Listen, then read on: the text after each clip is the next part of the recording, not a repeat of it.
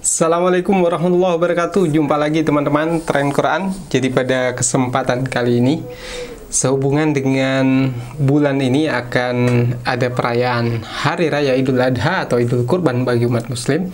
Maka kita akan mengkisahkan satu kisah bahwa sebenarnya kurban pertama kali itu bukan pada masa Nabi Ibrahim, tapi itu sudah terjadi di masa Nabi Adam. Lalu bagaimanakah kisahnya dan apa hikmah yang bisa kita ambil dari kisah tersebut? Ikuti terus videonya. Oke teman-teman Tren Quran, jadi kisah kurban yang pertama kali terjadi adalah pada masa Nabi Adam, yaitu ketika anak Nabi Adam yaitu Habil dan Qabil diperintahkan untuk melakukan kurban. Nah, kisah ini diabadikan dalam surah Al-Maidah ayat 27, di mana disebutkan bahwa, dan ceritakanlah Muhammad yang sebenarnya kepada mereka tentang kisah kedua putra Adam. Ketika keduanya mempersembahkan kurban, maka kurban salah seorang dari mereka berdua yaitu Habil diterima, dan dari yang lain Qabil tidak diterima.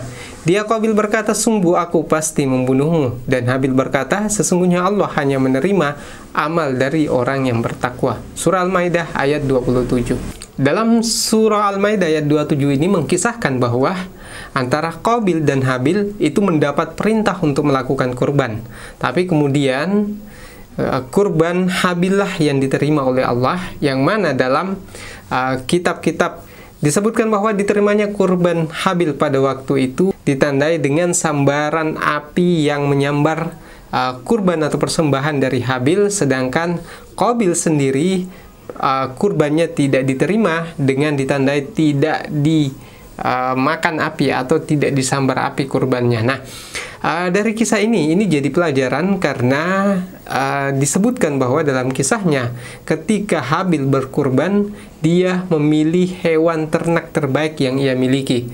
Berbeda dengan Qabil pada waktu itu, karena dia adalah seorang petani, dia memilih hasil pertanian yang sebenarnya dia sendiri tidak menyukai apa yang akan dia kurbankan. Sehingga dari situlah kemudian Allah Subhanahu wa Ta'ala menyebutkan bahwa kurban Habil lah yang diterima.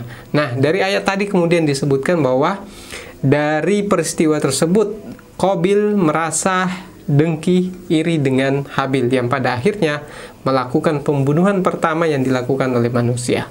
Tapi kalau kita urut kisah dari Qabil dan Habil ini, sebenarnya bermula ketika Qabil dan Habil ini masing-masing memiliki saudara kembar. Jadi Hawa alaihissalam dan Adam alaihissalam itu melahirkan anak sepasang-sepasang.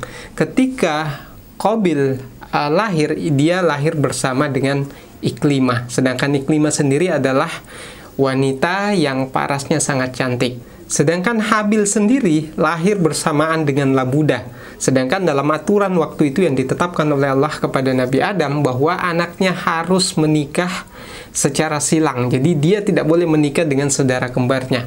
Nah, karena sesuai aturan maka seharusnya Qabil menikah dengan Labudah dan Habil menikah dengan Iklimah.